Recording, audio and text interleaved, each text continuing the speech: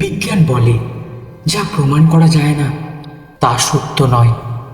কিন্তু পৃথিবীর লক্ষ লক্ষ মানুষ যদি একই ধরনের ভয়ঙ্কর অভিজ্ঞতার কথা বলে, যদি এমন কিছু থাকে যেটাকে বিজ্ঞান এখনো ব্যাখ্যা করতে পারেনি, আজ আমি আপনাদের সাথে এমনই কিছু বাস্তব ঘটনার কথা বলবো, যেখানে একজন মানুষ নিজের কানে শুনেছিল এমন কিছু কণ্ঠস্বর যাদের কোনো দেহ ছিল না। এই ঘটনার শেষে আপনারাই সিদ্ধান্ত নেবেন নাকি সবই মানুষের কল্পনা। বিজ্ঞান আর বাস্তব ভূতের গল্প, এই দুইয়ের মধ্যেই বিতর্ক নতুন নয়। বহু বছর ধরেই মানুষ এই প্রশ্নের উত্তর খুঁজে চলেছে, ভূত কি সত্যিই আছে? যারা কখনো কোনো অদ্ভুত অভিজ্ঞতার মুখোমুখি হয়নি তারা হয়তো বলবে এসব বাজে কথা, কিন্তু যারা নিজের চোখে কিছু দেখেছে অথবা নিজের কানে এমন কিছু শুনেছে যার কোনো ব্যাখ্যা নেই, তাদের কাছে উত্তরটা এত সহজ নয়। আমি নিজেও জীবনের বিভিন্ন সময় এমন কিছু ঘটনার মুখোমুখি হয়েছি যেগুলো কেবল কাকতালীয় বলে উড়িয়ে দেওয়া অসম্ভব। তাই কেউ যদি আমাকে বলে ভূত বলে কিছুই নেই, আমি সেটা সহজে বিশ্বাস করতে পারি না। তবে এটাও সত্যি, আমি জানি না তারা আসলে কি।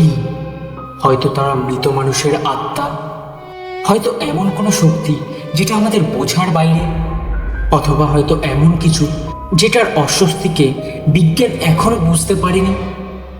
একেবারে নিশ্চিতভাবে বলে দেওয়া ভূত নেই এটাও যেমন ভুল, ঠিক তেমনই নিশ্চিতভাবে বলা ভূত এটাই সেটাও ভুল। কারণ সত্যিটা কেউই জানে না। বিজ্ঞান কেবল সেই জিনিস নিয়েই কথা বলতে পারে যেগুলো পরীক্ষাযোগ্য প্রমাণ রয়েছে। কিন্তু যদি এমন কোনো জগৎ থেকেই থাকে যেটা আমাদের পরিচিত নিয়মের বাইরে, তাহলে বিজ্ঞান কিভাবে সেটাকে ব্যাখ্যা করবে? হয়তো একদিন পারবে, কিন্তু আজও পৃথিবীর কিছু জায়গা রহস্যে ঢাকা। আর সেই রহস্যময় জায়গাগুলোর মধ্যে আমেরিকার মিসৌরি অঙ্গরাজ্যের সেন্ট লুইস শহরে ল্যাম্প ম্যানশন। একসময় এই বিশাল প্রাসাদ ছিল ল্যাম্প পরিবারের গর্ব। বিয়ারের ব্যবসা করে তারা বিপুল সম্পদের মালিক হয়েছিল। বাইরে থেকে সেই বাড়িটা ছিল অভিজাত, কিন্তু ভেতরে ধীরে ধীরে জন্ম নিচ্ছিল একের পর এক অন্ধকার ইতিহাস। শোনা যায় এই বাড়িতেই ঘটেছিল অকল্পনীয় নৈতিক অবক্ষয়, পরিবারের গোপন কেলেঙ্কারি, বিশ্বাসঘাতকতা এবং এমন ঘটনা যেগুলো প্রকাশ্যে কখনোই বলা হতো না।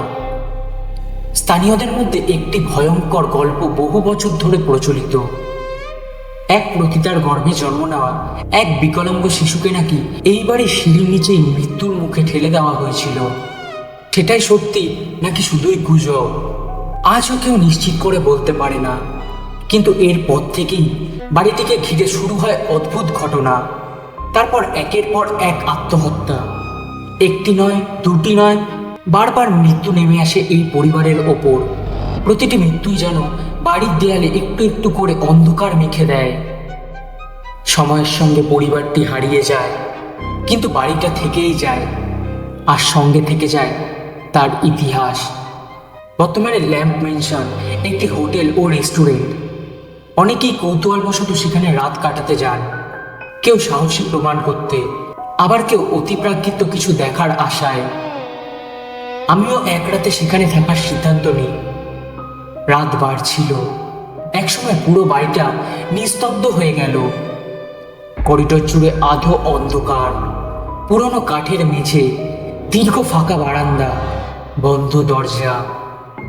চারিদিকে এমন এক নীরবতা যেন বাড়িটি নিঃশ্বাস আটকে অপেক্ষা করছে। আমি একা, চারপাশে আর কেউ নেই।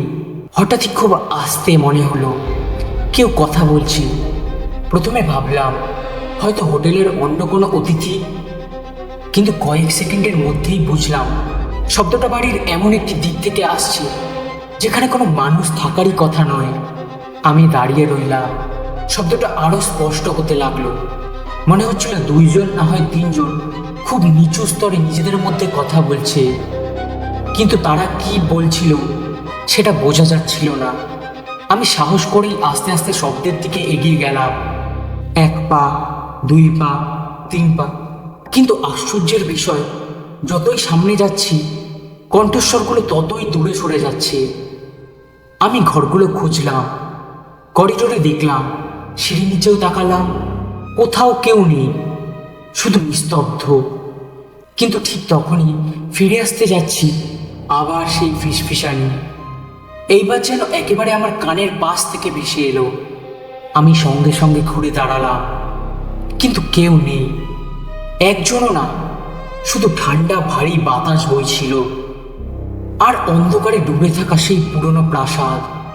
সেই রাত শেষ পর্যন্ত কেটে গিয়েছিল, আমি নিরাপদেই বেরিয়ে এসেছিলাম। কিন্তু আজও আমি নিশ্চিত করে বলতে পারি না সেই দিন রাতে আমি আসলে কি শুনেছিলাম, কারণ সেই হোটেলে কেউ ছিল না।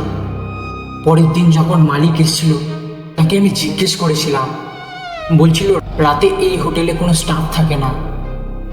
তাহলে কি সেগুলো শুধুই আমার কল্পনা ছিল, নাকি ল্যাম্প মেনশনের অন্ধকারের ইতিহাসের কিছু কণ্ঠস্বর আজও সেই দেয়ালের ভেতর বন্দী হয়ে আছে? উত্তরটা হয়তো আজও অজানা, আর হয়তো সেই অজানা এই গল্পটাকেই এত ভয়ঙ্কর করে তুলেছে। তো বন্ধুরা, এই ছিল আজকের ঘটনা। ঘটনাটি কেমন লাগলো তোমরা প্লিজ কমেন্ট করে জানিও। যদি ঘটনাটি ভালো লাগে তাহলে ভয়ের আড্ডা চ্যানেলটিকে সাবস্ক্রাইব করতে ভুলবে না। তো চলো, আবার দেখা হবে নতুন কোনো এপিসোডে। ততক্ষণের জন্য সুস্থ থেকো, ভালো থেকো।